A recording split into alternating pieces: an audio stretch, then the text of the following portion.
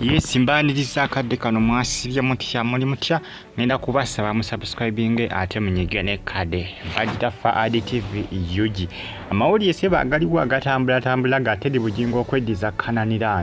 ensonga no zikutte wansi ne waggulu bantu bange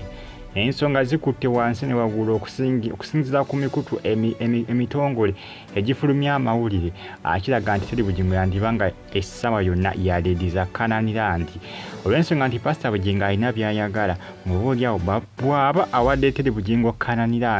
n'abanga yagikwasaganya nti Pastor Bugingo ajja kubifuna. Pastor Bugingo ebbanga alina lyonna ayagala divorce okuva ewa tedi Bugingo naye tedi Bugingo akyaganye divorce. Pastor Bugingo yatereddewo tedi Bugingo offer ey'okumuwa Canan abeere nga yagikwasaganya era nti nno afune n'endiga endiga ze zalina already essaawa zino zimufollowinga mbuzize ku Canan n'ezo endiga Pastor Bugingo zalina nga zikkiriza mu tedi Bugingo nti zisigale kwegamba mu butongole oba kale mu bufunze oba mu bulambulukufu nti Pastor Bugingo n'endiga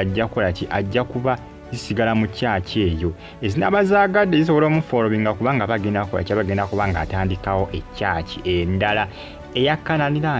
agiwe Pastor Bugingo abeere nga yagiddukanya kosa ne Soloti FM naye abeere nga yakola ki nga yagikwasaganya nga yiye ku bubwe nga byonna bivaamu income yonna avaamu nga wa tedi. Pastor Bugingo ye offer gye yateereddewo tedi Bugingo ku mmeeza gye yamuteereddewo nti amuyamba akkirize divorce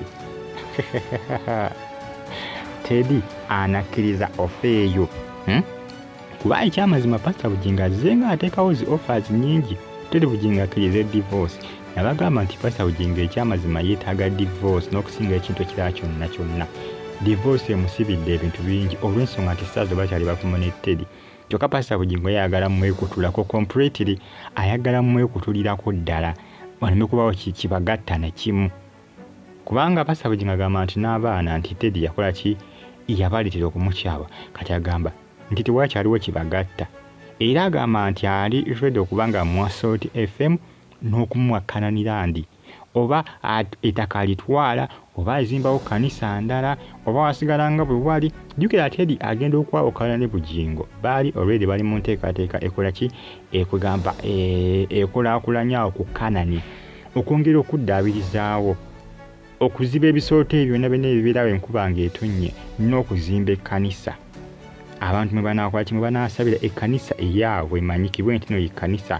eyaabwe era endiga ziggibwewo wano bwe baalina ettaka lye baali baguze ng'ovudde ku bino erya wano ku Canan wano nga balina ettaka lye baguze oba byakomawa tewali amanyi naye nga Pastor Bugingo agamba nti ali ready okuba nti no akola ki amuwa offer eno yamuteereddewo offer ku mmeeza amugamba nti bw'oba okkiriza ebyo aya kiba kiwedde nze mbanja kubikuwa mbanja bikuwa ettaka lya Canan ndikuwe kosa ne Salt FM nze nsigaze Salt TV ngende nfunina wala wenkola ki wentandika kyaki eyange awo nkulekerewo nga wawo oba okulaakulanya oba ozimbawo kyaki oba okolawo biki oba ozimbawo biki gwamanyi ettaka ndikuleke n'ebirikwatako byonna binakole ki mbikulekere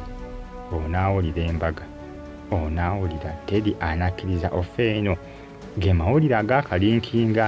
agakafuluma ebbanga erityali lyawala olunaku olwolwaleero bagitafa Adi TV egifaadiyo News KBTV yugi kusa ne KRTV Uganda Now balenga embaagala nnyo era mbeebaza nembagamba nti kyemwakola kyamaanyi nnyo kubanga mwasubscribinga ate ne munyiga ne kade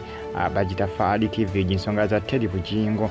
tedi Bugingo akosa ne Susan Makula ne Bugingo ayagala kubanga munanga